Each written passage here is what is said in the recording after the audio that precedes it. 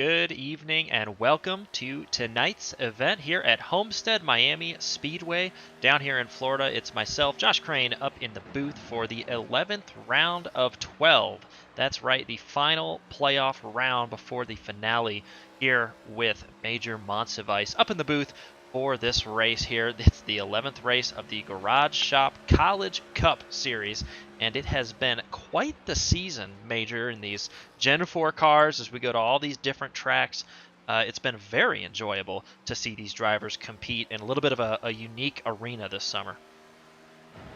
Yeah, Homestead Miami is definitely going to be quite an interesting track with a lot of varied lines throughout the race.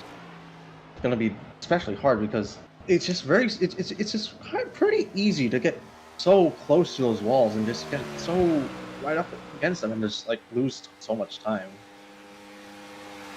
That is very correct. We're going to see a lot of drivers, probably not in qualifying, but maybe in qualifying. Drivers up near that wall trying to get a run off these corners. A little bit of a wiggle there from Virginia and Thomas Toomey coming down. This will be going on to his final lap. The Virginia driver is going to try and complete that third qualifying lap that he gets. And all these drivers get here. It's going to be a run probably that starts off near the bottom of the track. And then as the race goes on, the tires start to wear. We're going to see a lot of cars fan out. A lot of cars are going to try to run up high, and that'll be something that they have to manage with. So one more lap around here. Looks like Thomas Toomey is going to try and get that car sorted off the corner right there. And then maybe he's got one more time around. I could see that did not look, or that was a faster lap for him. But not the purple lap that belongs to our pole sitter, Zach DeWale, in this case. But also, Major, right now, this driver is trying, maybe we're going to reset the car, but he's going to try and pop out of the pits, and that is Edward Sanchez from Baruch. I'm guessing he had some sort of technical issue behind the scenes, so he had to sort of restart from the pits once again. Only got 3 minutes left in qualifying, so if he really wants to set a decent time, you might want to do that just a little bit sooner. Yeah, and Edward Sanchez is coming off a really good run at Dover right now. He's able to make it work there on the mile-long concrete, and so he's got some momentum to carry forward right now. Here at Homestead, not in the playoff running, but that just means that he doesn't have to be as calculated as some of the drivers with the yellow banners right here. And look at how high up. Actually, a great run off the corner for the driver right here. Sanchez is going to look down into the corner. I don't know where he'll take this one. First lap may not be the fastest, but he's decided he's going to stick it up near the wall. In Major, we can see and we can hear just how careful that driver is being on the gas and with his steering input there on our screen.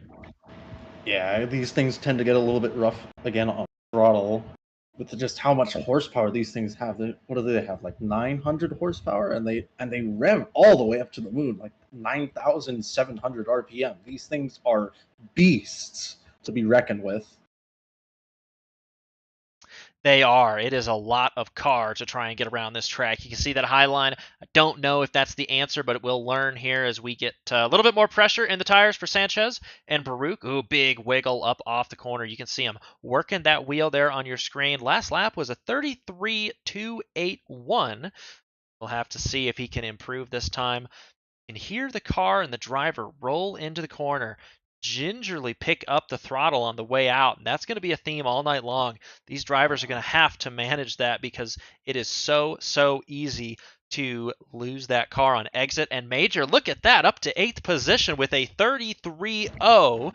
And this could be fast because he's now trying to get the bottom line. Oh, big wiggle right there and in the wall. That's going to invalidate the third lap right there. But very, very well done from Sanchez and from Baruch because he had the banker lap, Major, so he had his safe run in the bank. That put him about 13th, and then he had that heater there that put him up to 8th. That was a very nice run. And then, yeah, going for dessert there with that bottom line. He was trying, but the wall had other plans, and he will not be the last car tonight to find that teal-colored wall here at Homestead. Yeah, I mean, and even then, among all these talented drivers, being in the top 10, not exactly something he should be upset about. I would be pretty happy about that. Top 10 in this field, this track, and these cars, that is an achievement for tonight. But we are now getting ready to grid at the moment. So, with that, here is our qualifying times. The pole sitter on that one was St. Clair College and Zach DeWale. Very fast lap. 32.691 was the lap time there for DeWale. Garrett Vitton and Arizona State roll off second position in this one. And third place will be held by Clint Halterman, who has already punched his ticket to the championship finale next week at Atlanta. North Carolina at Charlotte is where he comes from. Clemson University will join him there in the finale, having won last week at Dover. That is Drew Williams there in P4. Wingate University and Brandon Schulenberger are there in P5, looking to move forward. And sixth position will be Jason Wallet and Drexel University.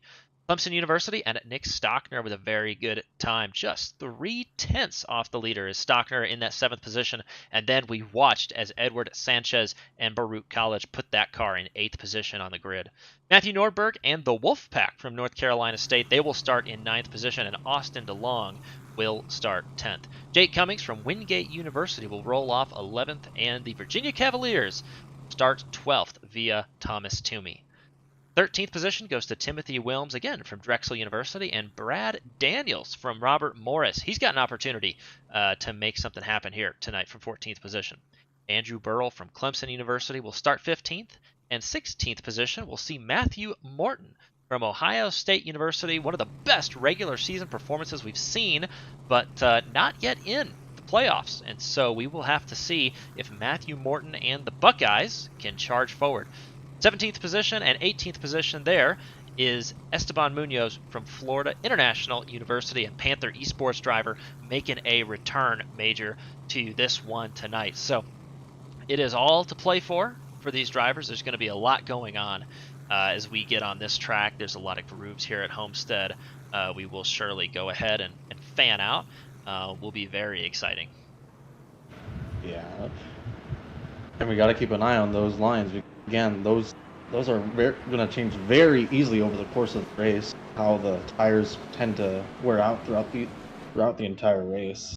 So they are going to change. Lines. Yeah, exactly. We're going to see a ton of drivers looking for grip. We're going to see who can find it. And one of the drivers is going to be this driver on your screen, Zach DeWale. He's your pole sitter, and he is going to try and get out to an early lead here. He has got to win to find himself into the playoffs. But you can see behind him, Halterman and Williams, they are going to want to go for the win as well. And on the outside, I would not count out Garrett Vitton. We saw at Dover as well, that Sun Devil machine, the 42 car, is very fast as well. So the pace car will come down pit road this time, just one pace lap here at Homestead Miami Speedway, as these drivers get ready to go racing two more times, once tonight and once next week, to decide the champion of Season 8 and the Garage Shop College Cup Series. Here come the cars down the line, and the game is on. DeWale and St. Clair College will pull away, and it's all on behind there. Fanning out already are the cars down into the corner. Back a little bit further, we saw Cummings trying to get down low and look around that 076 car. That is Matthew Nordberg right there. Look at all those cars up off the wall, and I do wonder if Garrett Vitton made his way into the wall. In fact, I see Sparks there. That's Baruch College major. He's up in the wall as well. We're getting just a little bit squiggly out trying to get off the wall. Again, that's the thing about those walls. They are very magnetic despite not having magnets at all. It is tricky with some of the updates that iRacing has done for competition on the oval side. The walls do, in fact, have a little suction effect, if you will. We can debate what it is, but that's what it feels like when you're behind the wheel of one of these cars. And Williams in the same boat right there. And so we can see, Major, that's going to be something that these drivers have to not do. Got to stay out of the wall. Got to keep it clean, because that's what happens. Williams has just given that third position to the 07 car. Yeah, and again, some of these lines, you have to stay close to the wall. You just have to stay right up there. But if you stay too close, you're just not going to be able to. You're not going to be able to get off that wall, unfortunately. And looking up top, Jason Wallet trying to find the speed on the high side early. Don't know if that was on my bingo card, but sometimes somebody will try and hop up there. Yeah, you can see him right now trying to drive off that right rear a little bit. Always a lot of slide in these cars, and look at that, the run off the corner now. He's got a great opportunity. He's going to look to the inside of Wingate University. That is Brandon Schulenberger there in the 7 car up on the high side, but nothing doing this time by. Looks like the 7 is pretty comfortable right now. In fact, Wallet is going to have to hold off a hard charging Nick Stockner. We're going to turn 3. Maybe a move behind from Matthew Nordberg, but not quite. Just not quite. Sort of staying in behind everyone, just trying to continue to feel things out yet again. Still very early on. Only laps 5 of 133. Yeah, this is one of the wilder battles on track right now. A little bit deep in the corner was Virginia right there, Toomey. I don't know if he meant to do that, but here he is trying to track back down that 076. And boy, this is what a ride this is, because these cars cannot have a misstep, else one of them will fill the gap and pounce. A lot of opportunities right here to gain or lose position. One of them could fill the gap, or at worst, one of them could spin out and cause a car and load the field down to basically a hole. I'm losing my words. Thomas Toomey goes up the inside. He does. That was a smooth move right there from the Cavalier. Thomas was able to size that up, get inside. Now he sets his sights on the 124. A little bit of sparks off that machine, but doesn't look like the end of the world here. So we'll see if Thomas Toomey can get the job done. He is looking. He is going to look low down to the inside. He's got the position. Let's see the outcome here down in the corner. Yeah, I think Stockner trying to save those tires a little bit wise of a move right there from those drivers. Look at those cars as they come up off the corner.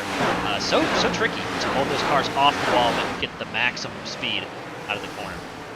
Yeah, Matthew Nordberg making it a 2-for-1 loss for poor Nick Stockner, having to basically lose 2 positions in the span of 2 corners. That's not something you really want. No, it isn't. But tell you another story is this Clemson machine. The Tiger Drew Williams, he is marching forward and looking pretty good as he does that. And that purple and white flame machine, he's going to set his sights now on our leader. That is Zach DeWale. Zach DeWale having a really decent gap to the cars behind him. Around 0.6. So he's got a fairly comfortable lead for the time being. He can just work both. Yeah, Zach DeWale, 2-time runner-up in the CIL Cup Series, and so no stranger to being very close, but would love to enter the playoff discussion today with a win and then get the job done next Monday night at Atlanta. That would be huge for this driver. But speaking of huge, got to go back to the gains. We saw starting 16th was Matthew Morton. Oh, and a big gaggle right here. But we talked about the Buckeye driver. He's marching forward right now. He started a little bit further down and is trying to patiently work his way up. He's got a lot of time to do it. Only 10 laps of 133 under our belts right here. It looks like the high line major is starting to come in. That's starting to be a little bit faster for some of these drivers. Yeah, you can see them just using more and more of the high line as they trying to save a bit more of their tires as they start going throughout the laps.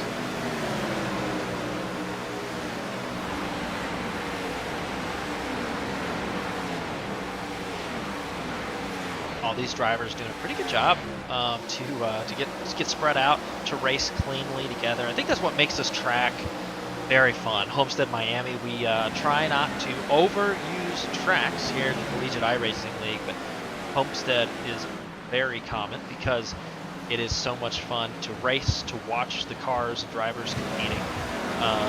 These drivers' crafts.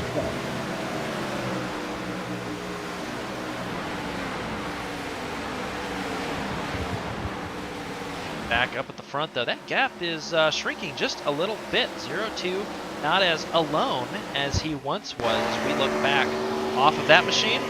There you have it. Drew Williams and Clemson are arriving very quickly, as are Arizona State and UNC Charlotte right there.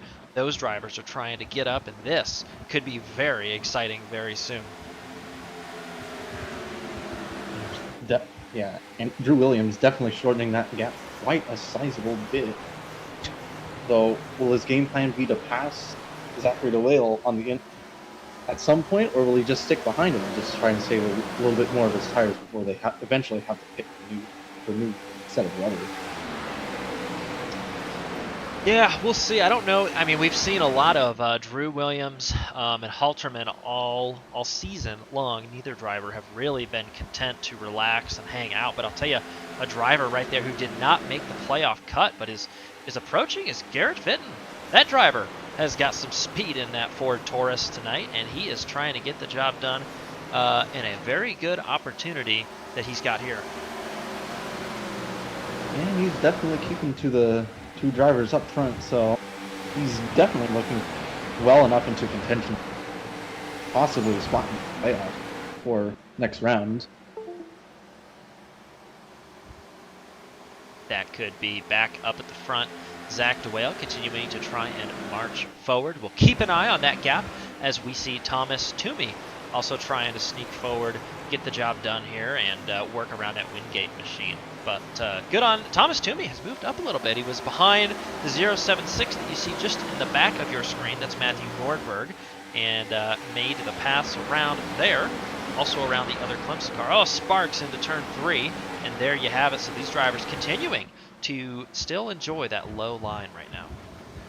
Yeah, and just behind the two of them, Matthew Morton, starting, what was it, P17, and all the way already up into the top 10, P8. He is, and he is flying forward in a hurry. He's got a lot of time to move forward. So I don't know what the qualifying fiasco was, but looks like Matthew Morton and the Ohio State Buckeyes are going to do their best to try and get that car sorted out and make a run into the playoffs.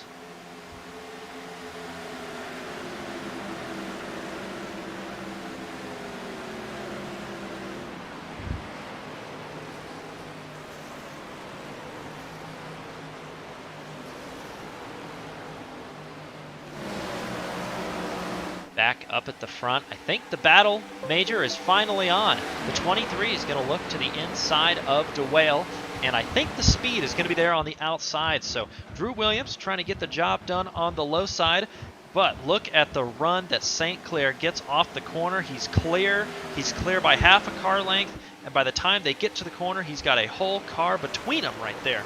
And so that is the way to do it, as we see a little bit of defense. But there goes Garrett Vinton. He's going to try and make a move there on the bottom. Can he be as gentle and precise as he needs off the corner? He does, but the speed now does seem to be squarely up top. All these drivers with 18 laps on their tires at 42 is really trying to work that low side. I think he feels like if he can just make this pass, maybe he can have an opportunity to push forward here and get something done. And you know that after this season, that 42 car would love to make something a good memory this summer here in the Gen 4 cars. We see now he is actually going to make this pass here. He's going to try and make a strong run.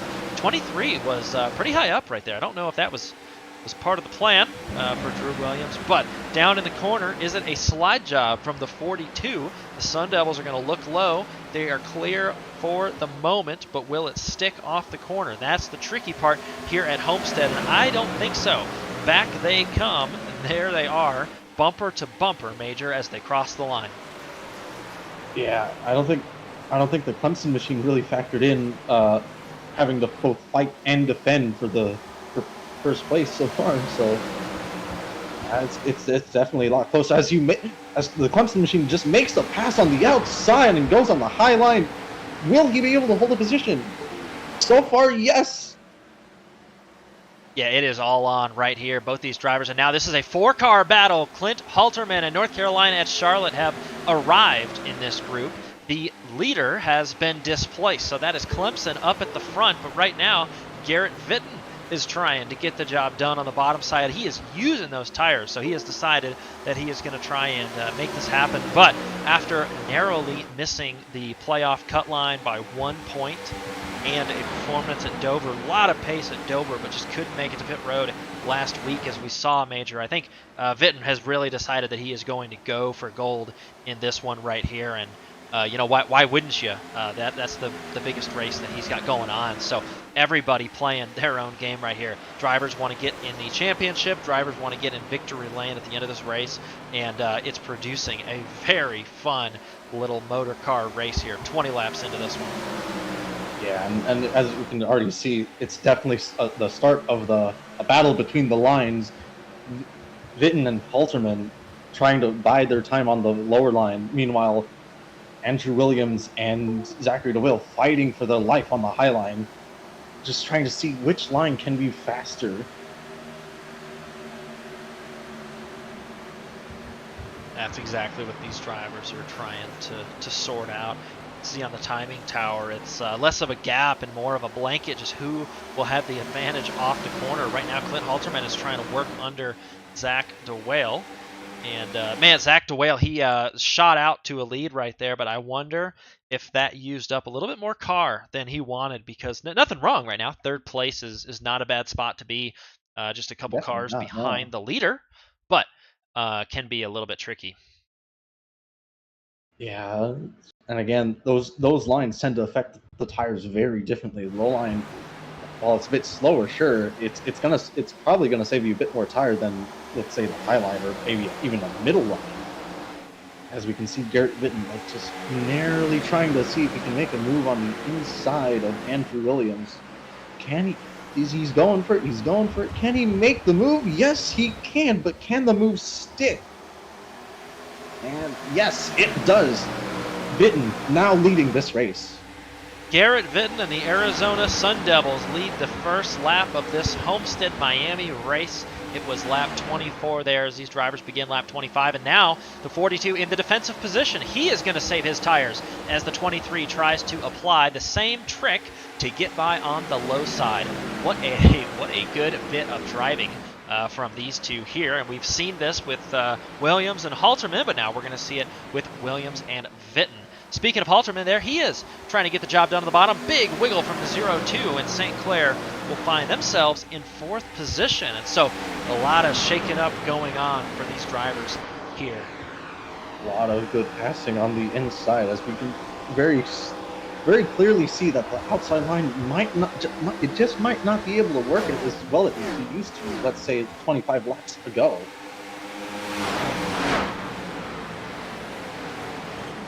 Yeah, boy, there you have it. The 23 looked so strong about 5 minutes ago, but there he is getting past for the lead, and now again by the 07 machine. So that is Clint Halterman and North Carolina at Charlotte. Remember, both drivers in your picture are already in the playoff finale. They will compete for the Season 8 championship on next Monday night at 9 p.m. Eastern. The green flag will drop, but the driver up at the front and starting to put a little bit of a gap on, Major, is Garrett Vitten.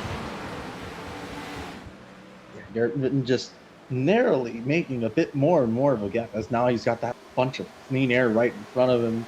Definitely thinking, I got this, just hit my marks, gotta drive this clean and not overuse these tires too much.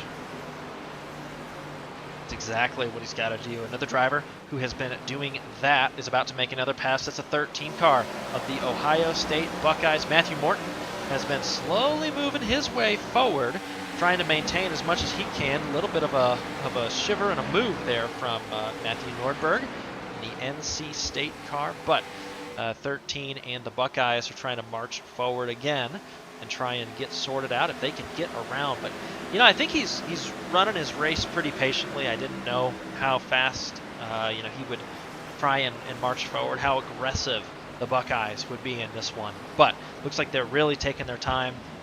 They think that we all can see now that this is going to be a race with some green flag action. So again, there's no need and it's really not smart to try and put yourself in a position where you have to come down and get tires.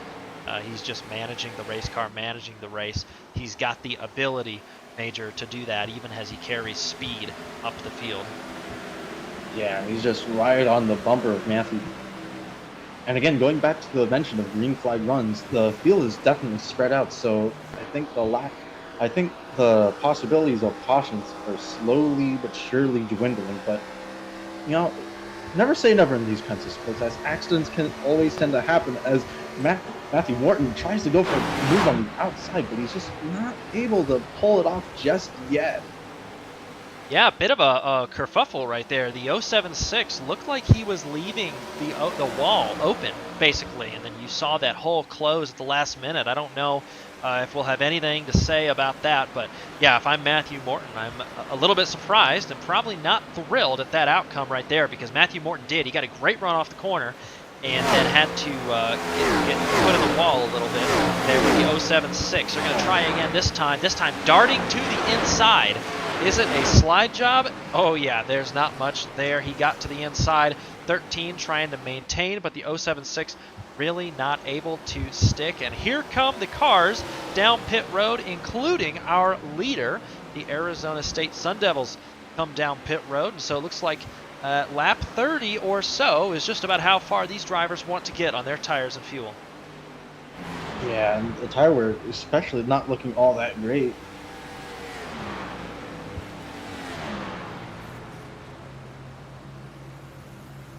You see Garrett Vitton sitting in his pit stall, getting those tires changed, and just waiting to get ready to go once again. This Clemson machine right behind him. Let's go out almost at the same exact time, but Garrett Vitton right in front. So things are going to look a little bit more interesting now that the pit cycles are starting to go right around. Yeah, the games are on, and so those cars will be scored officially one lap down. You can see there on your screen we switch to the leaders coming around. So right now we are looking at 7th place driver Brandon Schulenberger from Wingate University. Driver in the number 7 car has been doing really well, driving really safely all season long. Now comes down for his pit stop. These drivers here at Homestead are doing their best to, this looks like squarely, pit cycles are off right now. Zach DeWale exiting pit road. He's going to try and get that 900 horsepower St. Clair College Gen 4 Cup car up to speed. And you can see some of these drivers going around the outside. Actually, Thomas Toomey we saw has already pitted and has just gone around the outside. So Thomas Toomey working his way up. And our current leader at the moment. Not the now. We'll see things start. As we wait to see things start to just get a little bit more interesting as those who pit start to make their way through the field once again. This time on fresher rubber. Yeah, that does seem to be what we are seeing, as we can see drivers like Drew Williams and Garrett Vitton again trying to marshal the field. By the way, we saw these two get off of the corner, but at some point it looks like Garrett Vitton did concede that position to the driver behind him right there. So Garrett Vitton passed by the Clemson Tiger there, Drew Williams. Not sure what might have happened, but fortunately it's caused a bit of a gap to form. Garrett Vitton's got a bit of work to do. Yeah, we can take a look. These drivers now up to speed. This is the replay of the move. How did it work? Lap traffic up ahead. Matthew Nordberg on the outside. Vitton, I think, had to lift right there. He was not ready for Nordberg to stay that low, but Nordberg had to because the 23 was on the outside. So we'll put that in our notebook. If you're gonna make a pass, do so on the outside as best you can. At least on fresher tires. Yeah, sometimes navigating lap traffic it's just a bit rough. Especially when you're fighting against two people on the same outline. Not very good.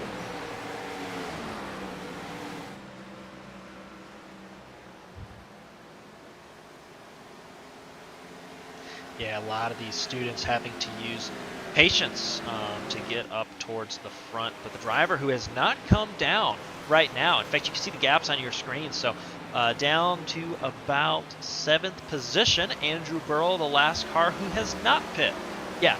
Everybody below him has pit, and look at the interval coming down from that driver as Drew Williams goes ahead and gets those new tires. Man, you can see the improvement right there.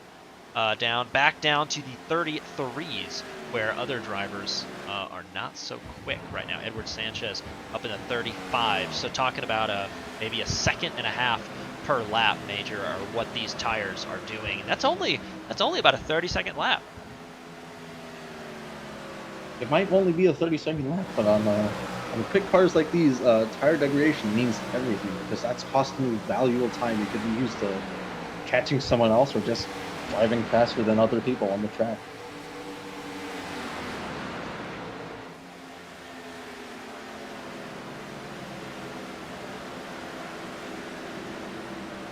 That definitely seems to be the case, but this battle is a battle for position. It's starting to take place. Jake Cummings right now is trying to run away from that car on the top of your screen, Drexel's Jason Wallet, and he is trying to catch right here Matthew Nordberg, currently leading the alumni battle. That is the 076, and that is the Wolfpack machine, North Carolina State, trying to run as fast as they can. But looks like Wingate will move to the inside. A late block there from Nordberg. He comes all the way down the track. And yeah, you can see that Wingate did not expect that. Had to lift a little bit, slide back across. And that's the second spicy block, we'll call them, from the Wolfpack machine. So Matthew Nordberg having none of it tonight. Yeah, and he forced Jake to get right onto the back of his bumper. That could have ended not exactly the way both drivers would have wanted, unfortunately. But thankfully, crisis averted. Yeah, averted for now, but I'm sure that we'll see a little bit more here in the future. But yeah, anyways, that is Matthew Nordberg right now continuing to do this one. And Jake Cummings down to pit road. The Wingate driver has decided it is time for a little bit of an undercut. So this will be very good. I assume the pass would be done there. And yeah, he said, well, if you're going to race me like that on track, I'll just have the tires and we'll complete our battle that way. Yeah, I'll take the pit stop for now. That way I can race in clean air and pass you more cleanly without you having to put that big old lock on me. I think that is the case. You can see right there, Jake Cummings getting service on that car. Back up at the front, Clint Halterman in North Carolina at Charlotte on the oldest tires in the field. Those tires are the factory originals that came on this car when he took the first green flag. But he's making it work. North Carolina at Charlotte, trying to defend from North Carolina State. That gap has been about even up to this point. But I will say, Major, he had a good run last week, and he's doing well again. Edward Sanchez from Baruch College. He's getting the job done up here in the top 5 right now. Yet to make a pit stop, but running quite nicely, I think. Yeah, and at this point, it's just a matter of these drivers tires can have to. Again, a matter of when.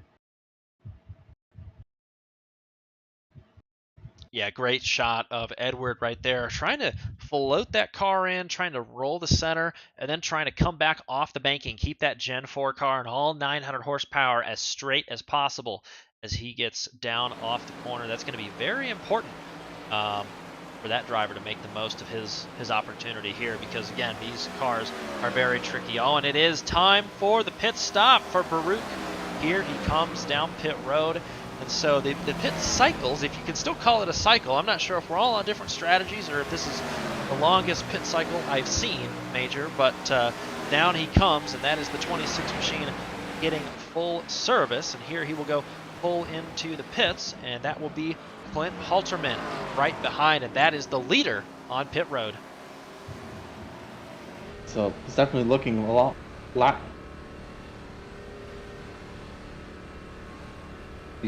driver-wise.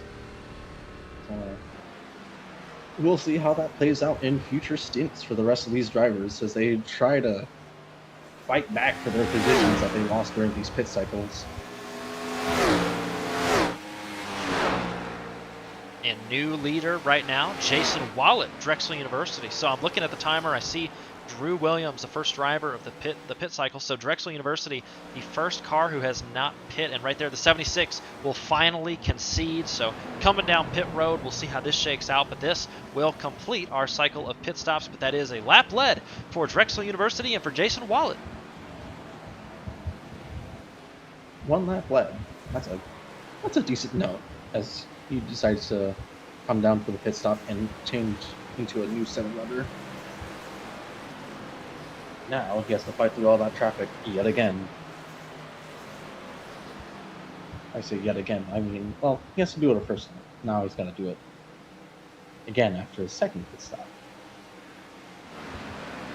So we will catch back up with our leader. Drew Williams will find himself out front of the pack at the moment. And so will Clemson University, those orange wheels zooming along. And I will say, look who has entered the top 5 and trying to enter the top 4 right here down into turn 1. The Ohio State Buckeyes continue to march forward slowly but surely. And as we approach lap 50 of this race, that will be 4th position signed and sealed for Matthew Morton.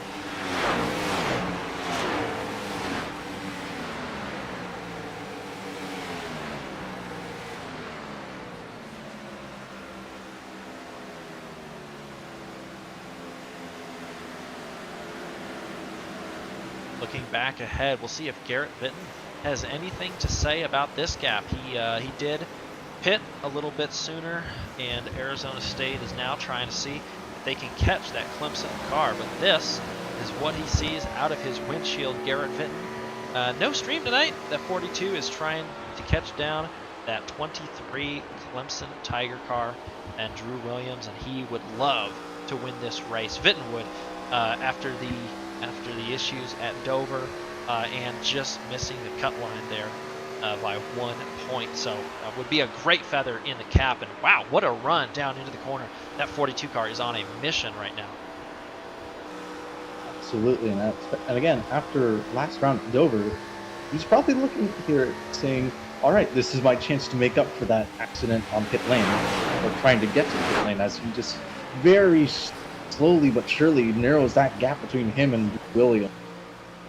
That is, and whoa, big move right there. It was a sail into the corner for the 166 of Toomey, was trying to slide in right there. Stockner coming down with the block, actually. And so this battle, you can see on your ticker, not for position, but nonetheless, we're going to have a little race, I suppose. So the 166 is trying to get around. Not sure who has the tire advantage here, but 124 being a lap car, but we'll have to see who goes into the corner right here. It looks like up high is the 166, and he's going to try and do his best to get a run off the corner, but we'll see what happens. I think the 124 might be trying to staying. I think it's just a difference. I'm not too sure. Yeah, and here it is. So something not right with that 166, because here he is. He's going to give the position to the Buckeyes. Ohio State and Matthew Morton, they're going to look on the inside. The battle is on for the lead as well right here. Matthew Morton is going to look to the inside, and it looks like he will have that job done. But back up at the front, Arizona State University is going to try and get around Drew Williams.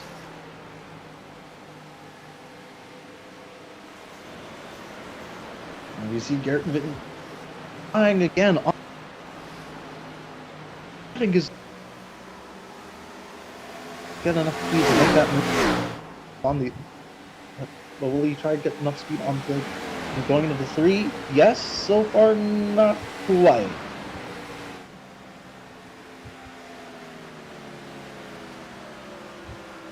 Yeah, I don't think he's got it right where he wants it just yet. I do see the 124 catching this group just a little bit, and so we might find that he has indeed a tire advantage over these two. You can see the pit lap there. The Clemson University, yeah, about 10 fewer laps on those tires, so no wonder we are seeing the pace out of the 124. Down into the corner, though, the 42 is trying to see underneath. And around the outside goes Stockner, so that is his lap back. He is now on the lead lap instead of the lucky dog. He does not need the lucky dog anymore. 23 and the 42, though, Major, they will continue this battle. The 42 looking low down to the inside, and the 23 covering it off. Some 2-for-1 sale, letting his teammate by just so he can while fighting against Witten. That's a pretty sizable feat, I think. Yeah, I think so, and I'll tell you what, it is now time. We wondered how long it would take, but Matthew Morton is arriving on this scene, and I'll tell you what he's not doing is tearing up those tires. He's driving that car exactly how he wants to, and when he gets to the top 2 here, I suspect that he will have a little bit more flexibility because he hasn't been battling for the last 5 laps or so. And reminder, Matthew Morton basically started right on the tail end. Right on the... We're basically leading this race as we see Witten just try again, once again, on that lower line, but not quite, but just staying right behind that rear bumper of the 23. Looking down from the CIL blimp right now, you can see these drivers trying to take different lines into the corners, and you're right, that 13th has marched up from 16th position.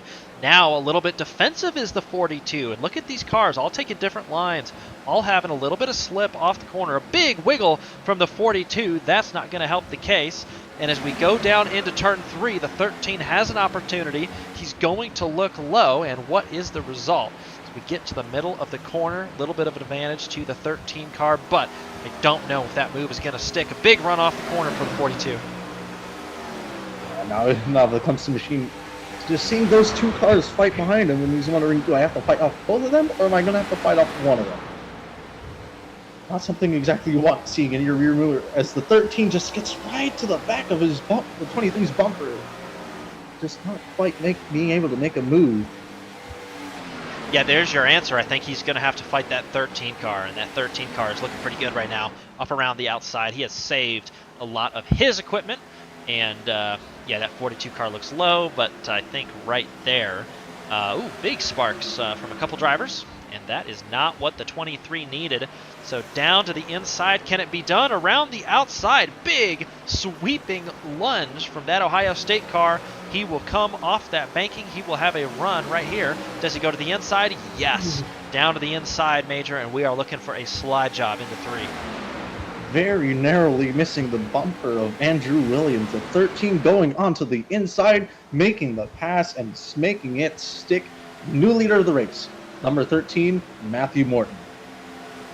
Yeah, that is not what these drivers wanted. We know that Morton wants to punch his ticket into the finale and have his shot at the championship for the Ohio State Buckeyes. And he's got an opportunity right now. So we'll see if the 23 can stay with him. But again, we talked about he's been saving his tires. He's been very precise with that car. And just by nature of Drew Williams and Garrett Witten fighting for a couple laps, I think the 13 has a real advantage here. I would not be surprised if this gap opened up in the coming laps. More than definitely. The 13 of Morton definitely looks like he's a little bit more in tune with his car than the 2 drivers behind him, so he's definitely looking in a little bit of a better position than, let's say, Williams and Witten right behind him.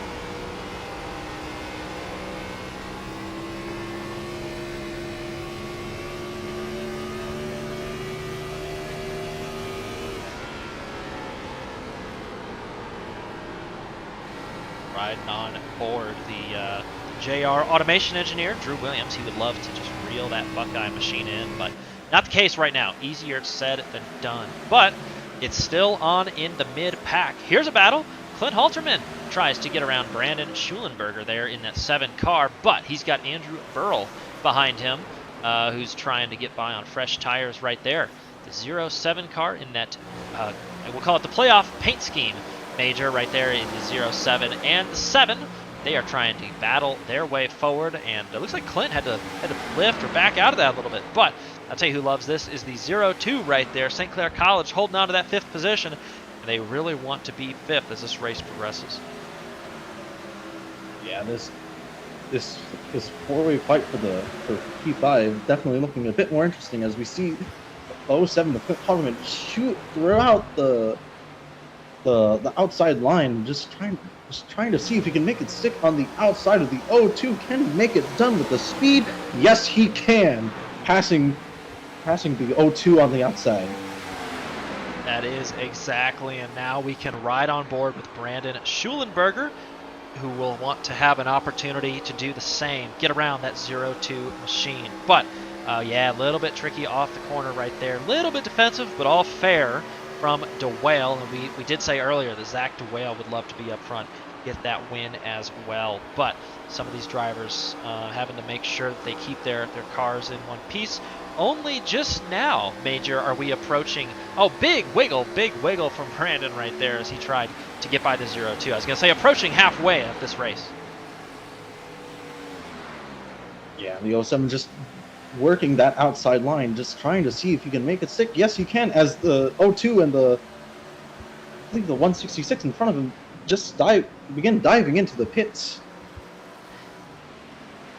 Yeah, and we saw that we started the last pit cycle with these cars on lap 32 last time, and so that must be about a fuel run, because that's very consistent.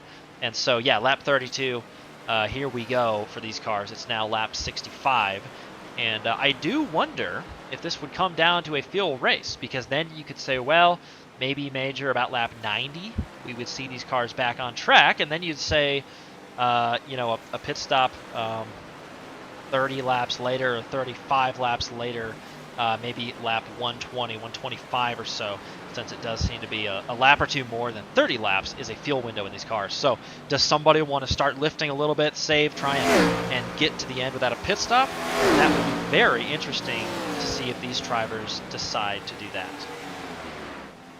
More than definitely. Now things are looking a lot more interesting now that fuel is starting to get just a little bit more interesting as we are very narrowly approaching the halfway mark. As a 23, the Clemson University machine dives into the pits for his second pit stop.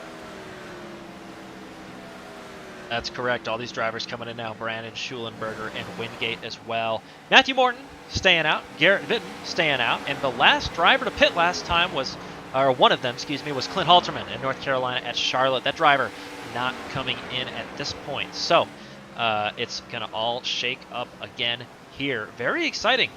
These are panning out, and it is a little bit more spread out, Major, but the race is most certainly on between these pit crews and between these drivers who want to come out ahead of time or see if they can drop a stop in this race. Well, then definitely. As we're on board with the 07 machine, just keeping his machine in check, just making sure he stays where on the line he wants to be and keeping those tires alive as long as he can until his next pit stop. Probably up maybe 10 or so laps. But we'll see how he wants to play out this race. Yeah, and as we continue to watch Clint Halterman, I mean, what a story. He came on about season 6 or so with the North Carolina at Charlotte crew, joining that team with Jared Kaler, Santiago Therese, and has totally come into his own, carried the flag all summer. Very exciting driver to watch. Spent all this season battling very much with Drew Williams, Clint has, and getting his math minor in data science, and then on to a master's degree, in fact, this fall. So Clint, I'm sure, going through, buying his books, trying to get that master's degree set up, and then a member of Niner Esports as well. So it's all on for Clint Halterman, who has become a staple of this here. You see Thomas Tooney on the outside with his fresher tires, trying to make a pass on the outside, and yes, he can. Question mark. He's going, just about, and he gets it done for now. Yeah, no surprise there. I think we're going to see that as these cars come down pit road. We're going to see that these new tires, again, are worth about a second at the end of the fuel run, or 2 seconds at the end of the fuel run. And so these drivers are going to have to figure out if they want to come down or if they want to try and stay out. And honestly, with that tire, and you assume that you lose time still, if you're really going to do like a lift and coast or try and save fuel somewhere, I don't know how viable that strategy is, because you're asking your car to run maybe a second or two slower, 3 seconds slower a lap if you really need to save that fuel. And the way that works is, you're Sure, maybe you save 20, 40 seconds on pit road, but you're going to get back on track in a short number of laps. So that's what these drivers are going to have to figure out with themselves and their crew chiefs. More than definitely, as we see 166 trying to pass on the inside, and yes, he does. Getting his lap back from Matthew Morton. I was going to say that significance there is getting the lap back. Oh, and everybody gets their lap back now. That is the leader down pit road getting locked up as well. That's not what you need, a speeding penalty on pit road. And we'll see if there's any repercussions there. I don't see any at the moment, but Matthew Morton coming down pit road. He is going to get service on that car, and that will hand the lead over to who else but Garrett Vitton and the Arizona State Sun Devils, who continue to try and find victory lane this race. Oh, big contact right there. Ooh. And I'm not sure how that came to be. The camera angle, I don't know if there was something from the 0-2 right there. But wow, big damage for that 42 car right there. And I just said he's got big goals in this race, Major. That is not what the 42 car needed. Big goals, and now, unfortunately, maybe a bit of big damage as he was sent into that wall. Just a bit harsh. That is, and here is the 42. So he's going into the corner. We know that DeWale is coming right here, riding on board with the 42. This is what he sees. We know that blue 02 is coming down the inside. Here he goes. He's got the run. He's got the fresh tires on the inside. And it looks like Garrett just turned in a bit early, and I don't know if that was so predictable. There was really not much room given. I guess it was a fair play, Major, but between two cars who aren't racing each other into the corner entry, you could always leave a bit more room right there. Those drivers will not be thrilled with that. Wow, so the race changes for the Arizona State Sun Devils, and we've talked about you already have a very worn right front as you get on with a run. The car doesn't like to turn, and I can guarantee you right now that right front fender is not helping the cause. That car definitely doesn't want to turn, and yeah, I'd break it down pit lane too. He's just narrowly missing out on the wall. He's sliding against that wall, actually. That's probably a lot of damage, unfortunately, for the 42. That's not a great way to that's not something you really want halfway through the race. No, that is going to be, that is going to get filed under the rest of everything else for the 42 and that team that has so much pace all season, and it just doesn't go right. Again, no fault, I think, of the 42 right there. Just went to turn in the corner. He knew the 0-2 was going. Yeah, it doesn't look like we're fixing that fender, so we're just going to run that out. And, man, you got to be frustrated if you are Garrett Vitton or a 42 fan. But right now, the leader, as we cycle through pit stops, 007. 007 for now, as we see Matthew Norberg just every inching ever so closer to the back bumper of the 007. Yeah, and we would have a pass on track here for the lead. And Nordberg is going to look around the outside. He's got the run right here, but looks like a little bit loose off. So we'll see if he gets it. Can he stay out of the wall? That car, I don't know if he had a lift, but didn't get the run I was expecting. As they go down into the corner. Man, I love that shot. They dive off into the corner. Turns 1, 2, roll the center. And it looks like you will have a new leader at the end of this one. North Carolina State and the Wolfpack driver, Matthew Nordberg, make the pass on track. Hasn't even got new tires yet, but he's made the pass on the track, and he will come across and lead this lap. Very clean pass on the outside, just keeping that car planted as much as he could, just making it work. Very good work from Matthew Nordberg. Yeah, and I say it with just not even a race between those two cars. And did he get tires earlier? His last pit lap in that car for Nordberg would be 45. So, yeah, I would call those tires equal. That was just a pass on track. He got the job done. Brute force from the 076 car.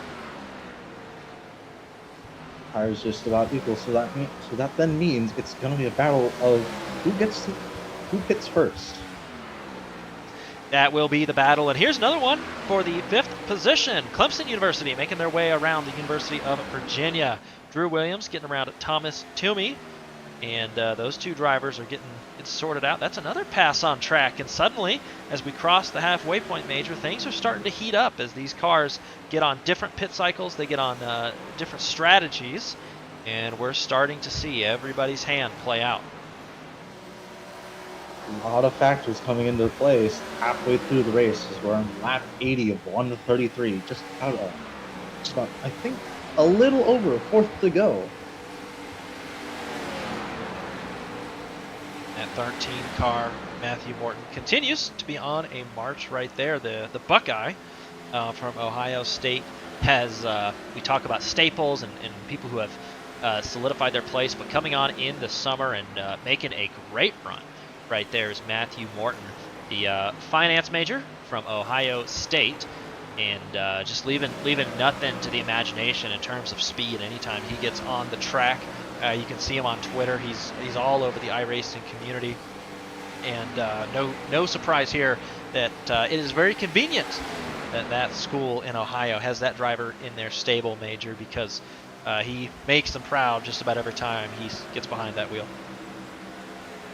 Absolute weapon. He's just so quick. Again, just to remind you once again, he started from basically the back end of the field, and he's fought his way into the lead just about almost twice. He's now currently in P7, to about 2 seconds from Edward Sanchez up front.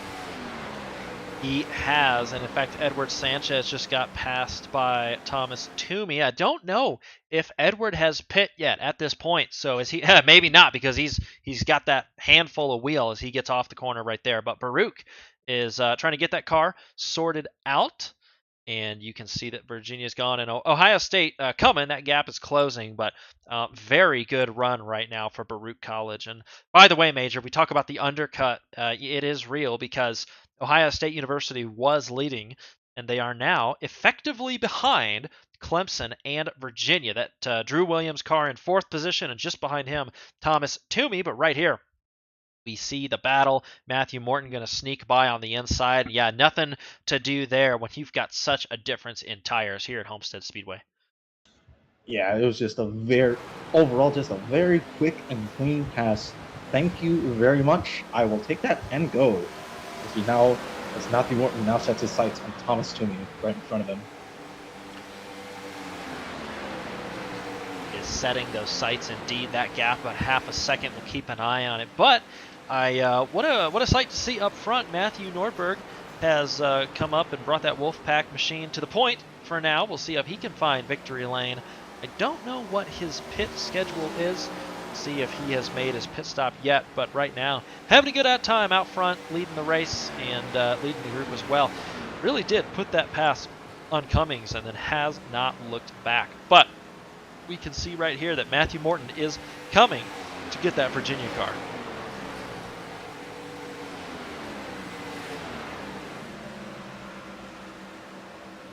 Slowly but surely, it's turning into a three-way fight between the Clemson machine, the Virginia machine, and the Ohio State University machine.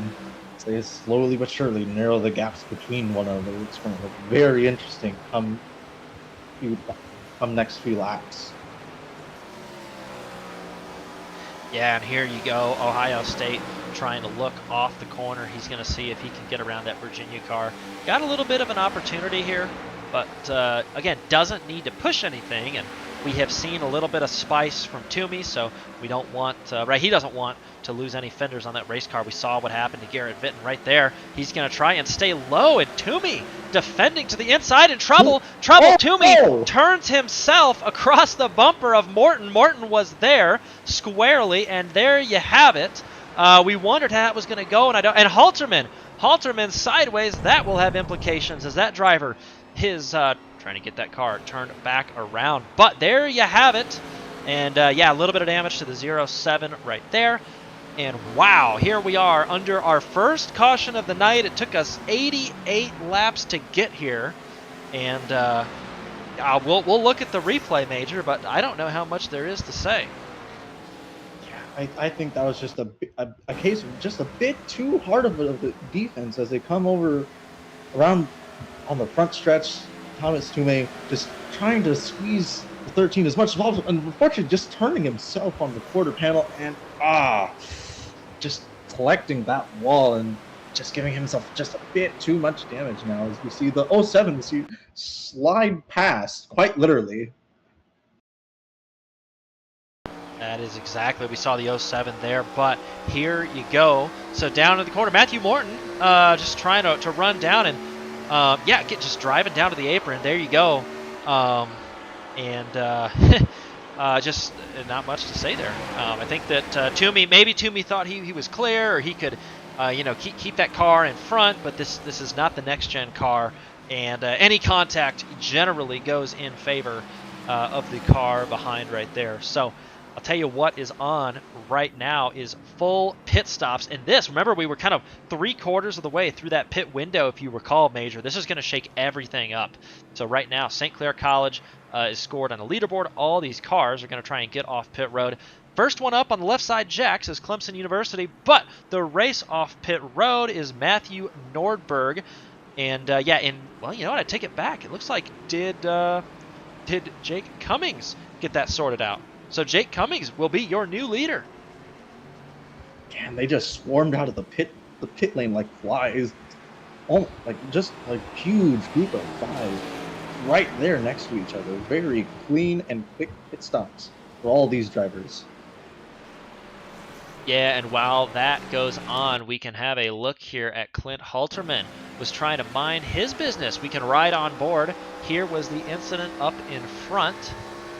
And you know what? I do not see this to be the lap right there. But well, there you have it. He tried to get sideways. Ooh, and a little bit of damage on that car, but I don't know what he was, if he got turned maybe from behind. Probably from just kissing the wall accidentally. I think he just got a bit spooked seeing the 166 of Thomas Toomey sideways perpendicular to the track. And that, again, that's not exactly something you want to see, because that's a bit unfortunate. Yes, he might have just had that. Yeah, I think that damage was pre-existing. So becoming an exciting night for some of these drivers. Halterman, Toomey, Matthew Morton, but back up at the front. Seems to be a case of issues there for Virginia and Ohio State. But back up at the front, Jake Cummings will in fact be your car. In fact, there's Thomas Toomey. Yeah, that visit to the infield wall did not do that car any favors. Yeah, so now he's got to play the entire rest of this race out with a whole lot of damage on his sides. That's not a very good thing to have. Again, almost like 2/3 of the way through this race. 2/3, or a good portion of the race. We're at lap 90 of 133. As we see the 166 machine dive back into the pits once again, hopefully to get a bit more damage fixed on his car. Yeah, and here we go. These drivers getting side by side again. And we will go green. This time by the control car will be Wingate University and Jake Cummings. And I see Ohio State still up there. So yeah, I think that makes sense. No fault from the stewards for Ohio State and Matthew Morton in that case. And perhaps Thomas Toomey at fault in that instance. So we will see what happens here as we go green. Down into the corner. These cars getting ready now.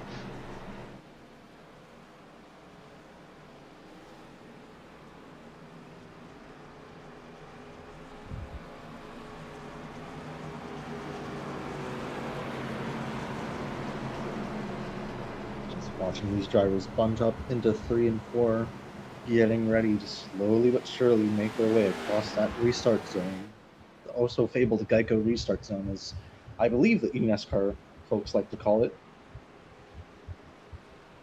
That they do. That pace car going to make that hard left turn. Wingate University and Jake Cummings is going to lead that whole field. A little bit of damage on that Ohio State car. Let's see if that affects the outcome here. And there you go. 007 off. And big wheel spin from Matthew Nordberg. That was not what the doctor ordered. We are 3 wide going into turn 1 major. It's all going on there. They've got it sorted out. And suddenly the leader is under attack.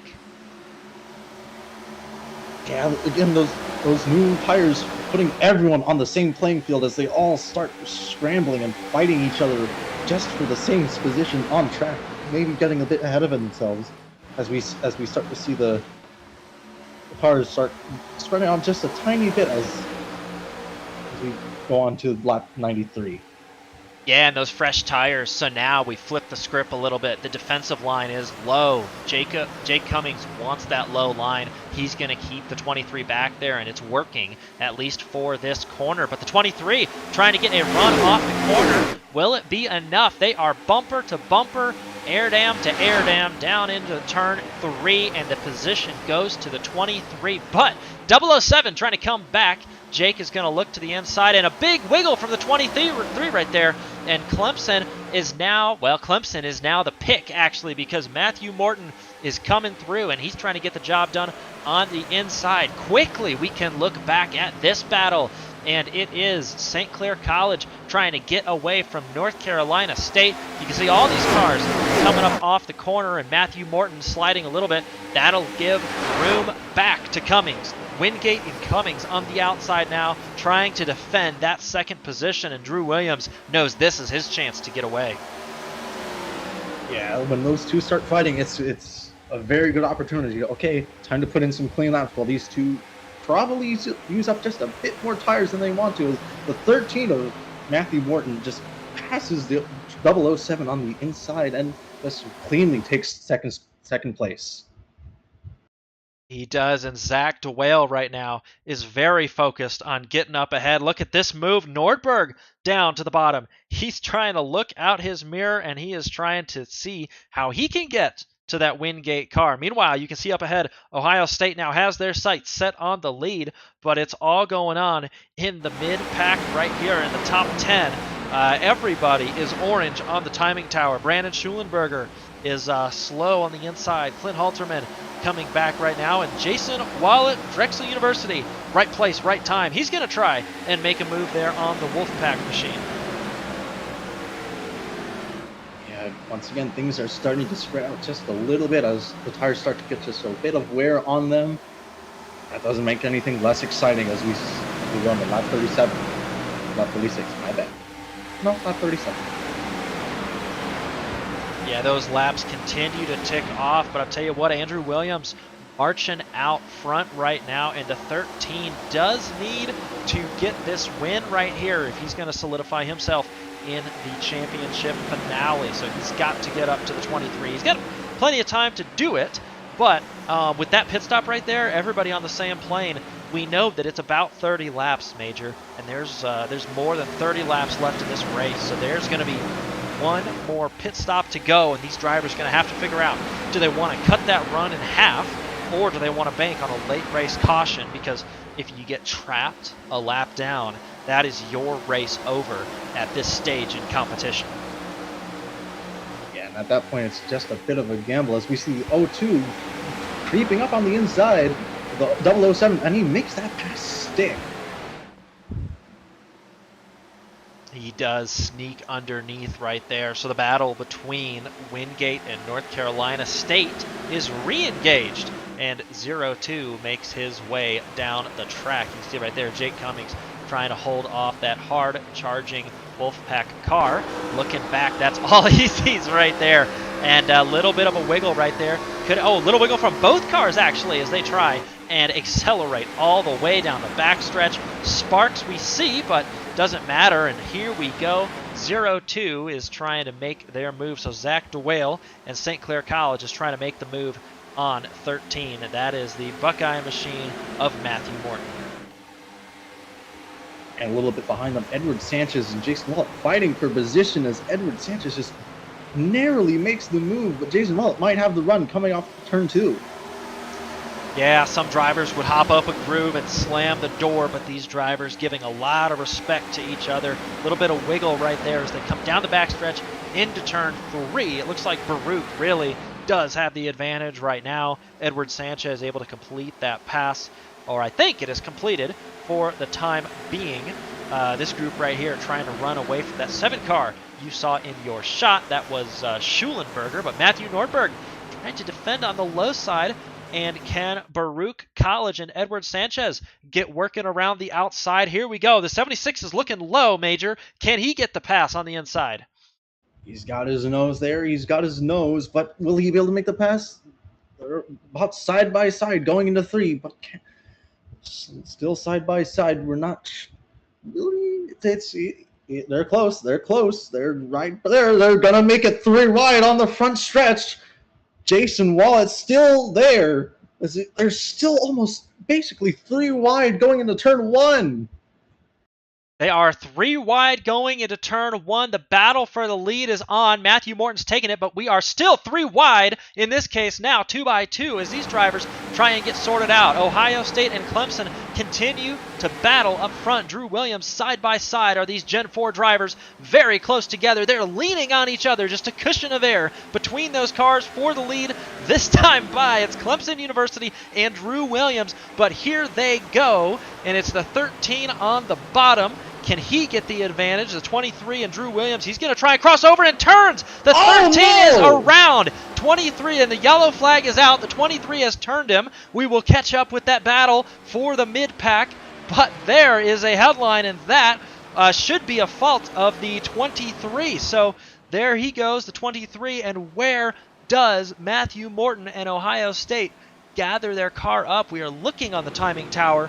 That car, A, is now in 6th position and will restart there, and B, that car has a ton of damage. I don't know quite what Drew Williams was trying to do right there. Man, that was not the outcome either of those drivers wanted, because Drew Williams now will no longer be fighting for the race win, and I don't know how the 13 can do that. And suddenly, I'll tell you a couple things, is what we've got, Major, is this is going to shake out. Jake Cummings and Jason Wallet are going to be in a very good position here. Although I see, well, let's hold on, because yeah, I don't know what position Ohio State will be scored, but I do see that there is no more tow in that car. Looks like that left front tire is kind of pointing up the banking, which is not how it's supposed to go. So these drivers will come down. Yeah, damage to the 23 as well. So holy moly. That is going to shake things up, Major. Yeah, and that 13 machine belonging to the Ohio State University, just looking so promising throughout this entire race, and just to see it wind up in that little bit of a silly accident, that's heartbreaking. That's just that hurts. That does hurt for everybody. You can see these drivers all trying to come in. So we will have a race off pit road that these drivers will try and get sorted out. The 23 up on the jacks and down, and who will make the race off pit road? I'll tell you what, Jake Cummings winning the race off pit road no matter what. And I wonder if I don't think he's putting 2 tires on that car, but man, I would look for Matthew Nordberg behind him, and I actually do not see him. So I'm not sure what the pit strategy was for the 07 or 007 right there, but Jake Cummings is going to find himself leading this one, and this will be very exciting because now these drivers, Major, are just inside their fuel window. We think that the fuel lasts about 32 laps around this Homestead Miami Speedway, and there is just under 30 laps. There are just under 30 laps in this event remaining. So these drivers, in theory, should be good on fuel. More than definitely. And once again, Jake Cummings making it 2 for 2 on caution pit stop exits, just barely getting out there before anyone else can, making those pit stops work. And just overall, those Wingate boys in the pit stop, very good work.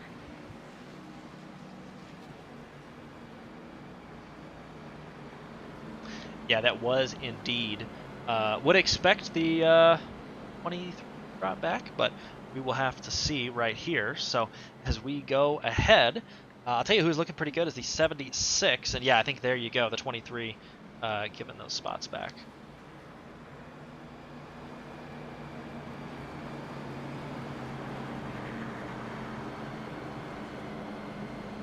You can probably see not quite on the corner of the screen, but that 23 machine dropping back to the end of the line as a result of that contact with the 13 of Matthew Morton.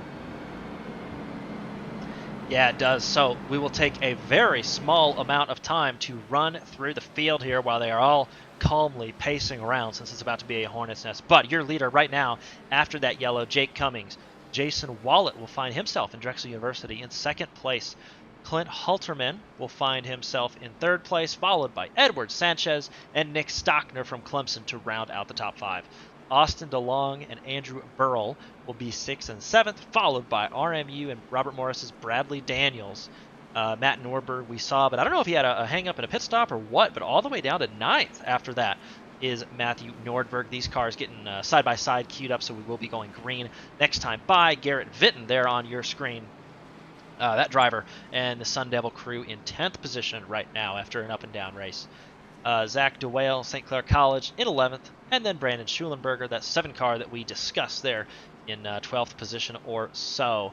Finally, Drew Williams from that yellow right there, he was able to fall back to 13th after receiving a wrap on the wrists for his behavior in that altercation. And then Timothy Wilms right there actually has taken another pit stop. It looks like he will be completing the cars on the lead lap at this time. But the story here is the driver that needed the win is Matthew Morton, who is right now relaxing in his pit stall. And that, I don't think that is what anybody wanted to see. Very unfortunate, both for the fans that wanted to see a good race outcome, because that was very heated between the top 3 cars that were going, the 02, the 23, and the 13 car. Major, we're going to have a really good battle, but we are about to go green right now. Jake Cummings is going to start us off. And the green flag waves, and the drivers are off. The 007 with a very good start. Oh, behind him, one of them spinning around. That's very easy to do and very unfortunate. There does seem to be some trouble behind. We'll catch up with it, but right now, big moves, and Austin DeLong with the block of the race on the 02. He will not like that. These drivers on fresh tires, it will be who can get to the bottom. The answer right now, and another crash, we'll see if the yellow comes out, is the 02. He's going to try and get the job done, but Baruch College on the bottom right now, all those drivers are struggling to find the grip and find the path around each other. Look at that. Drexel University to the outside, Baruch College to the inside. In the middle is Arizona State. That's Garrett Vitten. He wants to make things right at the end of this one. He's got the opportunity to do so. He's in 5th place right now. That door is going to close as the 76 is right there, but the 76 and the 26 will need to figure out who's going to take the lead in this battle, because look who's out of patience. Garrett Vitten says, you know what, I'll have that, and through he goes to the middle. He gives way a little bit. He's going to try and get down to the bottom, and a big run off the corner for Jason Wallet. He's going to be bumper to bumper by the time he goes into turn 1. Once again, all of them scrambling for position. It's just an absolute... It's a fisticuffs battle here as the 42 just a bit of a wiggle, and here comes the 02 right behind him. Yeah, there you go. Zach DeWale is lined up. He is trying to make that high side work right now. You can see the view out the windshield, just catching up to that 76, but he'd really like to be on that high side, I think.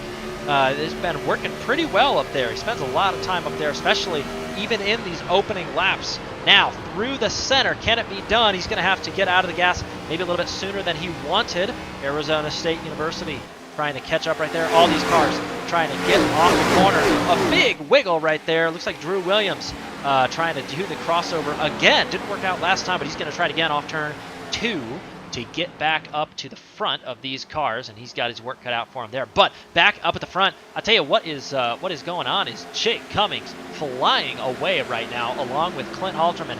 That race is going to come down to it, and who can save the most tires. But I'll tell you who is enjoying their time right now. Edward Sanchez, Baruch College, has not finished in the top 3, got a 5th place finish.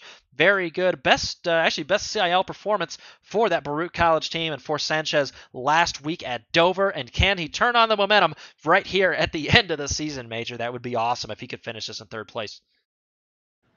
And right behind Sanchez, the 02 machine of DeWale just very cleanly making that pass on the 42 machine, sliding right into 4th.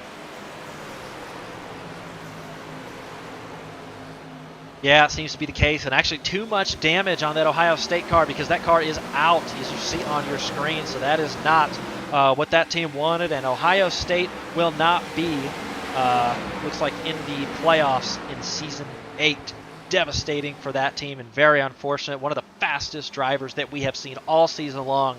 And Major, I think it illustrates just how brutal the playoffs can be. But it is starting to brew up here for the lead. The gap is now under 0.2 of a second between Jake Cummings and Clint Halterman. Wingate University here, they have the lead and are trying to keep it away from North Carolina at Charlotte. We talked about Clint Halterman, such a clinical driver. He knows where to put that car. He knows what the car will do. And suddenly the game is on right here. Jake Cummings trying to keep that lead with about 20 laps to go as they cross the line this time by. Yeah, and the two of them just slowly but surely making sure they pull away more and more of the gap between them and the drivers behind, because at that point that would just leave those two to fight each other until the checkered flag waves.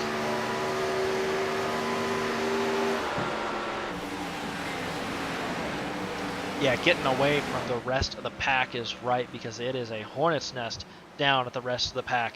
A little bit further back, Andrew Burrell making the pass there on Brad Daniels, and that is Clemson and Robert Morris University going at it, but coming back on the outside is Brad Daniels. And Robert Morris, here he is trying to get that 10th position back. Would love to have a top 10 finish on that car coming back for this race at Homestead. So the 521 is trying to get underneath, and looks like he will come off the corner, keep it off the wall, and it's a drag race down into turn 3. But Major back up at the front. Zach DeWale, Zach DeWale is up ahead of this battle, which is heating up. That's the 42, that's the 076, and the 76 who are in this battle, trying to get past one another so they can get down the road and fight. Yeah, look, it's definitely looking like things have calmed down a bit, but as those laps continue to trickle away, we're probably going to see more and more eager moves as we get a bit of a wiggle from the 076. It was, and Jason Wallet is going to swallow that position up. That's P6 for that driver right there. And I'll tell you who's sneaking out to a little bit of a move right there was Garrett Vitton. But back up at the front, this gap gets smaller now, down under 0.15 or so. Clint Halterman continuing to work right here. And I do wonder, Major, I think you said it, I wonder if Clint is just taking his time until they are really down into the last 5 laps or so, because yeah, you don't need to show your hand this early, because there's a lot of time left, and who wants to defend for the last 15 laps? More than definitely, and sometimes again, it's better to work with the people you're fighting, just so you don't have to fight more people behind you. And at that point of the race, you're already fighting just one person only. At least in the case of these two drivers, who are still continuing to pull away, just not by much anymore, as the car behind him, Edward Sanchez, only 1.1 second behind the two, as we see the 07 machine of Halterman go up on the inside, trying to make the pass. Never mind about showing hands, he is trying to make that pass work. Really not white. And no, it's a drag race. It's a drag race onto the front stretch as the 007 machine still holds on the outside line. It's just they're now basically beating and banging against one another, minus the beating and banging. They are just racing at each other so hard right now. Only 11 laps to go. It is squarely on right here. These drivers racing really well together. Looks like the pass is complete for now. Halterman of North Carolina at Charlotte will get around, but the 007 and Jake Cummings, he just saw all that, and so now he sees what he needs to do to get around. But yeah, I don't know if the 07 and Halterman, he may have the touch here in this instance. Not sure at the moment, but this is the battle for the lead. But I'll tell you what other battle is shaping up. I see the Arizona State Sun Devils getting a little bit close right there. Well, there it was. Not much of a battle. Big slip off the corner for the 26, and that happens as these tires start to wear. And that's the 26 giving the position to the 42. And third place goes to Garrett Vitton, and he might get that podium finish after all, Major. And wouldn't the 42 like to get the job done here tonight? Absolutely. And again, things are slowly but surely looking just a little bit more calm. But again, that can all change in the first few laps when these drivers start catching one another. Yeah, Cam, two drivers that are battling right now are Matthew Norberg and Jason Wallet. That is Drexel University in North Carolina State. They are trying to figure out who's going to be in that 6th position when they cross the line in 10 laps time. That's how many laps we've got here. And I'll tell you what, it's not over yet. Jake Cummings continues to hang out right on the back bumper of that 07 car. And oh, by the way, Major, let's not forget about that little bit of damage there on the 07. Yeah, because you did have that accident on that first, I believe, the first caution lap when the 23 machine, no, not the 23 machine spun, I believe it was the 166. I think that is correct. So that was when that damage was there. But right now, these drivers heading down off into the corner. And the 42 is slowly marching up towards. And yeah, we'll see if the 42 can get there. That would be a lot of pace from Garrett Vinton if he was able to make a pass on either of these drivers as we get down into the closing stages. I think it is worth noting that Andrew Williams, the recipient of that EOL for our most recent yellow, Clemson University, he finds himself in 8th position. Now he is climbing back forward, but here you go. Major did his back on. Jake Cummings is not giving up. He is trying to make his way around, and what I do see is that Clint Halterman does get in the corner a little bit better, but that Wingate car gets off so nicely and gets a really good run when he gets good traction off the corner. Yeah, the way they attack the corner, definitely counteracting how each of them handle it. Definitely keeping each other on, basically right up close to each other as the 42 machine slowly but surely just inches ever so closer onto the 007's rear view mirror.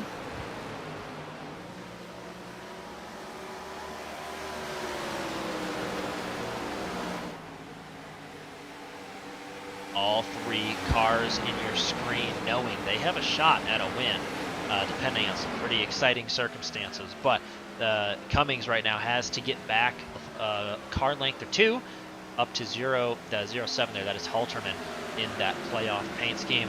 And we'll see if he can do it here. Time running out a little bit. You make a move coming up. Coming to 5 to go. Next time by for these drivers, and your leader right now, Clint Halterman, who's trying to get this thing sorted out. He knows that he can play defense up front here. I'm slowly running up for Jake Cummings in the Wingate machine as we approach lap 128 of this 133 lap race here at Homestead, Miami.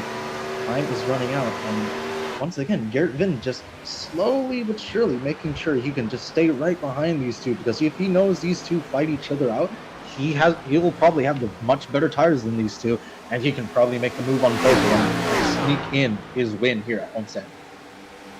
Yeah, and look at these drivers coming down the backstretch, down into turn 3. The laps continue to tick off for North Carolina. North Carolina at Charlotte, and for Clint Halterman right there. I see the 007 trying to short track it a little bit or take a low line on the corner exit, and I don't know if that's faster or not. Obviously, you can do that now at the expense of your tires, but that's going to make the pass very hard, and I don't know if that's faster off the corner right there, but we might get the chance to ask that driver at the end of this one. Coming now to begin lap 130 of this 133 lap race. There he goes. He's going to look underneath, but I think Major, the defense continues. Well, the 07 is loose right there, and suddenly across the line we go. This battle is not done yet. Lap 130 of 133, where the Wingate machine slowly but surely running out of time.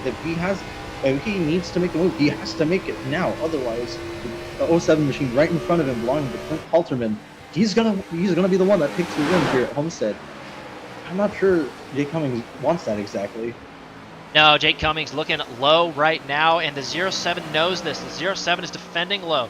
there must be something we don't know, because the exit of the corner, Wingate is getting such a good run when they come out of that corner exit. And 2 laps to go. Oh, big move around the outside, so that's going to mix it up a little bit, but that is going to make a bunch of gap between him and the 07. So don't know the strategy there, but here he comes to the inside. This is Wingate University and Jake Cummings. He will have a bumper. He's got the position. How deep do they go in the corner? A lot of room given, smartly given from Clint Halterman. He's trying to work out those tires, but I don't think they're sticking. He'll have a run up on the outside, but the block is on, and these drivers come across. It is 1:32. 2 laps to go. These drivers have seen the white flag, and look who's in the picture. Garrett Vitton. He's going to get the job done on the bottom side and try and battle right there for that second position. He would love to find victory lane after this one. And are the tires gone on that North Carolina at Charlotte car? Coming to the white flag, here is Jake Cummings, Major. He is going to lead Garrett Vitton to the line. These two good friends, suddenly the biggest gap we've seen between these 3 cars all night long. And here you go. Jake Cummings does take that white flag. One more lap down into turn 1, and this time it's Garrett Vitton and Arizona State. Does he have anything to say about that race win? Up and down all season long as well. But back up at the front, it is Jake Cummings in Wingate University who's going to try to get the win here tonight. He's got turn 4 to go, and Wingate University and Jake Cummings. Jake Cummings is going to take that distinctive blue car across the line first, and the checkered flag is out for Jake Cummings, Arizona State University, and Garrett Vitton in P2. Clint Halterman there in 3rd position, and wow, Major, what a last set of 10, last 2 laps. I was not sure what was going to happen. I'm still not sure if it's really over. Wow, what a race. Absolutely phenomenal driving. And again, Garrett Vitton just right there pouncing on the opportunity to pass the 07 machine belonging to Clint Halterman when he was at his most vulnerable fighting against Jake Cummings. Absolutely phenomenal racing from those 3 drivers. It was, what a good race. Wow. And I'm going to try not to say that all the time long here as we do all these interviews, but very impressive. And I got to say, Major, I did not expect Jake Cummings to get around Halterman like that. Halterman appeared very, very strong. And I don't know if this race was just 3 laps too long. As you can see, the Wingate teammate right there. And yeah, Wingate University should be really proud as well. They have done a great job putting this program together. And yeah, was surprised here, but not surprised to see Jake Cummings, such a fast driver, consistent driver here in victory lane.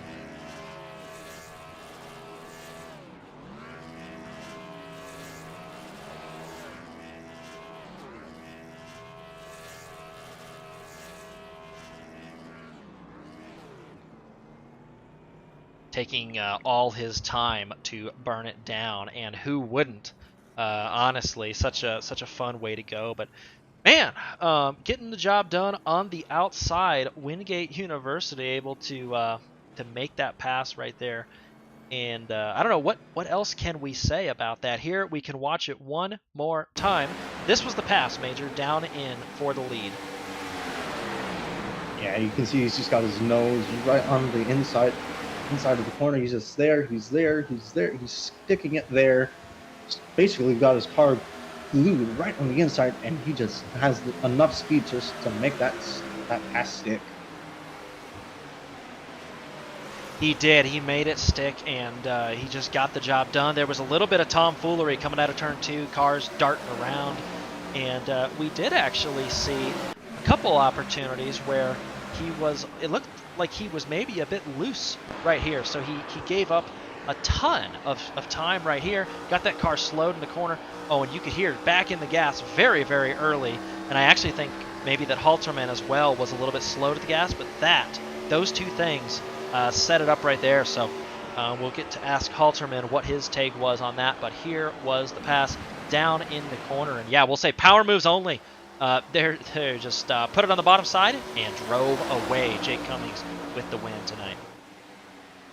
And then right behind him, the 42 machine just pouncing on that opportunity on the oh 07's misfortune, just to make it a bit more unfortunate for the oh 07 machine. He just sweeps in and takes second place right from him. Yeah, I think that is the case, and we now have an opportunity to talk with our third place finisher, Clint Halterman. And so we will see if we can get a hold of Clint in this case. But Clint at North Carolina at Charlotte, man, tough race out there, but wow. I mean, we'll say walk us through that last lap. We saw the 007 high, very high, and very far back up in turn one. Did he surprise you there coming back off turn two? Uh, no, not really. I kind of knew I was in trouble there at some point. I had I got hit coming on the pit road at one point, but I got my damage fixed. But the whole run, I could feel the car was a lot tighter. So I think I did enough like saving to pass Jake.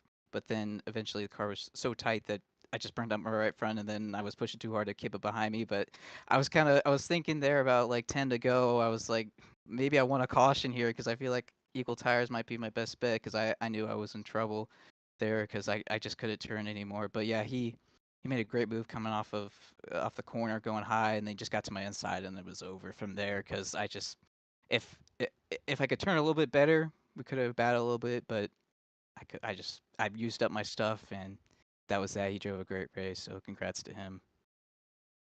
And just how bad was the tire degradation throughout the race? Just how were you able to make the car stick throughout? Um, it really just depended. I think the first run, I really was focusing super hard on just being smooth in the corner, smooth off the corner, and I think it did a pretty good job because I went from I think fourth to second there, and I was catching Gary before he pitted. So yeah, if you kind of pace yourself, it's not too bad. But when you're pushing, the right front really chews up, and it gets really hard to turn. And I think saw that when on that first run, especially I think Zach and Andrew, especially used up their stuff, and me and Garrett were able to fly by them on that first run. So yeah, if you could pace yourself, it didn't feel too bad. It felt pretty good. But yeah, push it too hard, you couldn't turn at all. Gotcha. Well, very good top three run. You earned it here. Is there anybody that you want to give a shout out to or thank you that makes this possible before we send you on your way? Yeah, I want to give shout my good friends Jared Dillon who were watching along and talking to me through that whole race. It was fun. Uh, Fun just having them with me when I was doing that race, and yeah. Very good. So awesome. Well, congrats, third place, and I think we're still trying to get our heart rate down after that one. So awesome race, and congrats on P3. All right, thank you guys. That was Clint Halterman there from North Carolina at Charlotte. You saw that late pass, just didn't have the right front tire, and we knew that was going to be a hot ticket. When we started this out, we knew that was going to be an issue. But now we get to talk to second place finisher and Arizona State Sun Devil Garrett Vitton. And Garrett, walk us through that race, and we weren't sure which of the three cars were going to find victory lane coming to the checkered flag. It became a race of attrition after I ended up in the wall with some contact with Zach. I wouldn't check the replay on it though. It was just kind of a racing incident.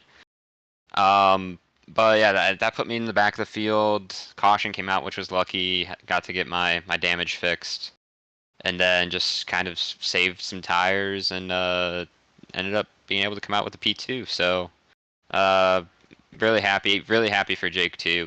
We've become pretty good friends, and it was really happy to see one of us win. That's for sure. Walk us through those last few laps behind both Halterman and Jake. What was going through your mind through those two laps? Like what was what what were you thinking during those last few laps? I was thinking, please let me have enough tire left. No, I was just trying to hit my braking points, not trying to overdrive the corner. That's really what you don't want to do. And I was kind of hoping for them to get into a battle. Really helped me close the gap. Once Jake got Clint out of the groove, I was able to just kind of slide in there and take it. He had killed his tires, so couple more laps, maybe could have caught Jake, but you know, it's only 133, not 135. So Yeah, I think so, and I think probably Halterman would have liked a shorter race distance as well. So lots of opinions there as we come down to the wire. But is there anybody that you want to thank, Garrett, before we turn you loose tonight? Jake for sure. Jake, Edward, and I, and Brandon, we all hop in calls to do these races. We try and work together.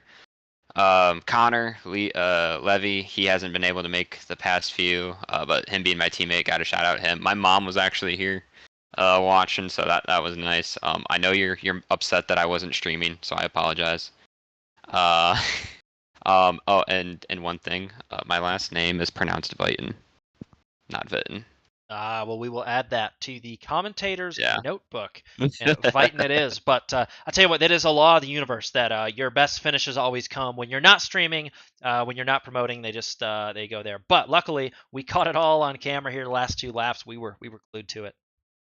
Time to go rewatch the broadcast.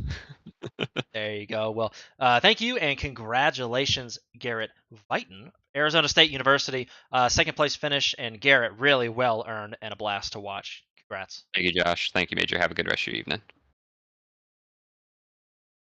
Yeah, that was Garrett Viton in Arizona State University. Very excited there. Boy, Halterman would have liked a little bit shorter of a race, and Garrett would have liked a little bit longer of a race. But right now, we can talk to the driver who really enjoyed the race distance as it was, Jake Cummings. Jake can walk us through that race, walk us through those last 2 laps. We did not know what to expect until the cars were well clear of the finish line. We freaking won, man. That's what happened. I mean, that was so much fun. That last stint, I had no idea where my pace came from. I was way off everyone in the first half of the race, and then I got a lot of luck coming my way. I was gonna pit that lap that the caution came out, and I had to save just to make it. I think I had like zero point 0.1 gallons coming to my box, so that was lucky. And then beating Nordberg off of pit road was lucky, and then beating Andrew Williams off pit road, and then I'm getting the EOL was lucky again, and I nearly binned it on that first restart where I led, getting into third, and I was just flashbacks to Dover last week, and I was just thinking, oh man, don't screw it up here again. But I saved it, and yeah, I was expecting to get swallowed up because I sort of did in that first run when Williams and DeWale and Morton were all coming by me pretty easily, but then I guess they all got kind of caught up in that incident, and that took out the biggest contenders. So then it was just Clint to deal with, and then Garrett came up on through there, and he was catching us so fast while we were battling. I thought he was going to get us pretty easily, but I guess the tires just leveled out well enough once Clint had passed me. I thought he was going to run away with it. I thought Garrett was going to get up to us pretty easily, but everything just kind of leveled out in those last few laps, and there was that one lap. I don't know if you guys caught it, but me and Clint made just a little bit of a contact going into turn one. It didn't, spin either of us, obviously, but it ruined my line. I thought I was going to get passed by Garrett, but then it, kind of worked out in my favor to get the cutback and get him into three, and he gave up the position easier than I thought he would, and then it was just sailing from there. Garrett was able to fight him off and give myself a little bit of a gap, and yeah, I was shaking a lot. I could feel my heartbeat. It wasn't super fast because I'm not like fat or anything, but man, I could feel it just going all throughout my body. Like, oh man, don't lose focus now. Focus on your braking points and your exits and stuff. And I messed them up a bit, but it was enough to come through. And I was just waiting for something to happen, but it never did to make me lose the race. And man, I'm so happy to end it on like this because I'm not coming next week, but I'll be back for the fall. And just having just graduated and being in the alumni class, I guess I'm not surprised it took me this long to win. But if I was going to do it at any time, it was going to be the summer with the fewer people, and it's so satisfying to have that all that luck come into place, and also to have my buddy Garrett finish second is it's just perfect. And just very quickly, walk us through how was the car handling for you tonight? Because obviously the Gen 4 cars tend to be a little bit squirrely, especially when the tires start to wear. So just kind of walk us through how you were able to handle the car all throughout the race tonight.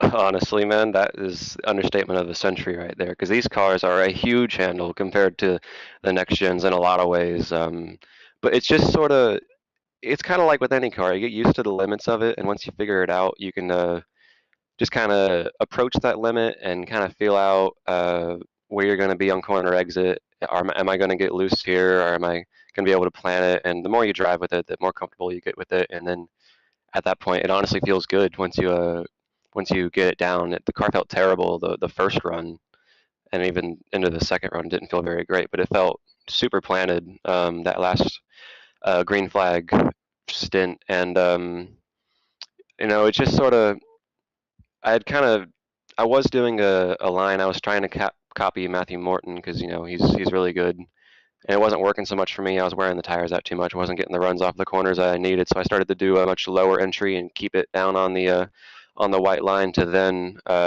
get as low of an exit as possible. And it definitely worked for me. After Clint got by me, I was able to get those runs a few times and eventually got by him a bit unconventionally. But yeah, I mean, just to sum it up with that, yeah, they're a big handful, and when you first get into them after a while, you're thinking, man, this sucks. But once you get the hang of it, it's just about like any other car. You get used to it. Yeah, we wondered about that, and I wondered if coming off that corner, the little bit of lower exit was a way to do it, but looks like it was. So before we turn you loose, Jake, is there anybody that you want to give a shout out to that makes this possible for you? Everyone who I race with and have good connections with for sure. I didn't have to think about it this time.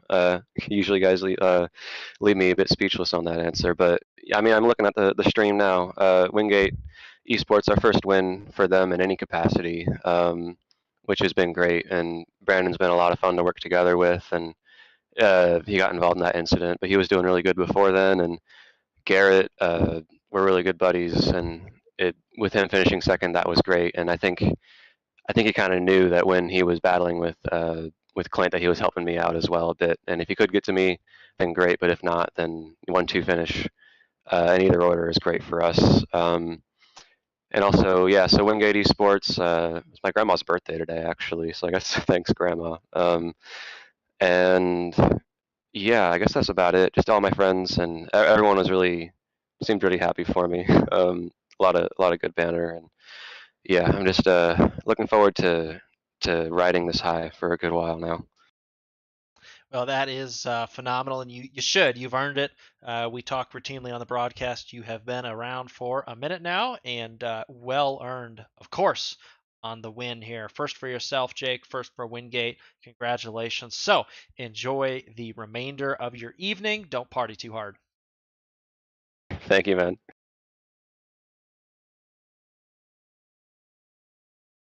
And there it was. So Major, a very excited Jake Cummings, and he should be. Wow, what a performance! What a move! The race came together. He played it just right, and sometimes you just have a racer's race. That was really fun for us to watch, for the drivers to compete in, and so there you have it. Uh, I would love some more of those. Absolutely, and as you said, this is his last race until the fall season, so a pretty perfect way to end off the season for him personally. A win at Homestead, Miami, pretty good. That is totally pretty good, would be an understatement. So we have the results of this race. Not that there was any question about the top three there. All those drivers very excited about this outcome. But your race winner, we'll say it one more time, Jake Cummings from Wingate University. That driver and that team find victory lane here in the Collegiate iRacing League for the first time, and doesn't sound like they're going to forget that one anytime soon. Second place, Garrett Vighton in Arizona State University. The Sun Devils come home in that second place, and finishing the podium is Clint Halterman in North Carolina at Charlotte. Just didn't have the tires to finish this one out, Halterman said himself. Baruch College improves on their best CIL performance from 5th to 4th, bringing that car home in 4th position tonight.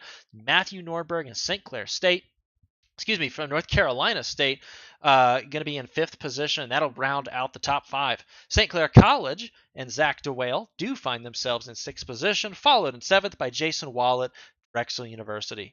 Andrew Williams and Clemson University make their way up to 8th after a mid-race EOL, and Austin DeLong finds himself in 9th position. 10th position, Andrew Burrell and Clemson University, and 11th position belongs to Brad Daniels and Robert Morris. Wingate University again in 12th position with Brandon Schulenberger. You heard the shout out talking to Jake Cummings. A big part of that Wingate program as well is Schulenberger. Drexel University and Timothy Wilms come home in 13th position, and 14th position goes to Nick Stockner, the Clemson Tiger.